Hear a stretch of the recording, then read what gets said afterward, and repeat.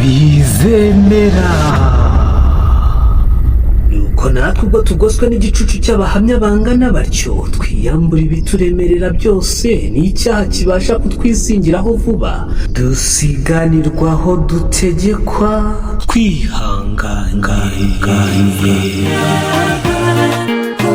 Mbese wajyaga cyangwa wajyaga wibaza ibibazo birebana n'uburyo uyu murimo uzasoza? Uwiteka yatubereye mwiza, yakomeje kubana natwe mu byigisho byagiye bitambuka kuri izi mbuga nkoranyambaga arizo UBN Ministries hamwe na Byuka Kwaya TV.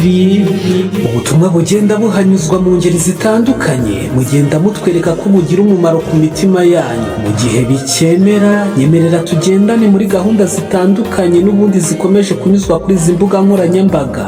Agahungu gasuzuguritse n'akarenzi gake kasinda no kunyomebwa, kagitunguka mu marembo, kakatuka mu miryango. Uwiteka aramwenyura, Yesu natanga ikofi. Uwiteka aramwenyura, abandi yabaretse. Abwira umugabo ati nunu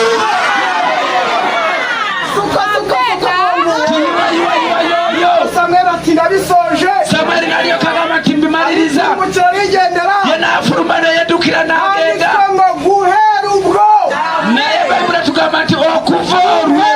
Haleluya, haleluya, kasutswe guhera ubwo umwega mara kuyibwa okutandikoro nombrana gabati biburide icyubahiro erinya rya Katonda niwe gakitiwe. Tuzasarura ikiza batonasigebye tujya kukungura birungi, kubanga byogenda kusiga byogenda kuzasarura ikiza mu izina rya Yesu.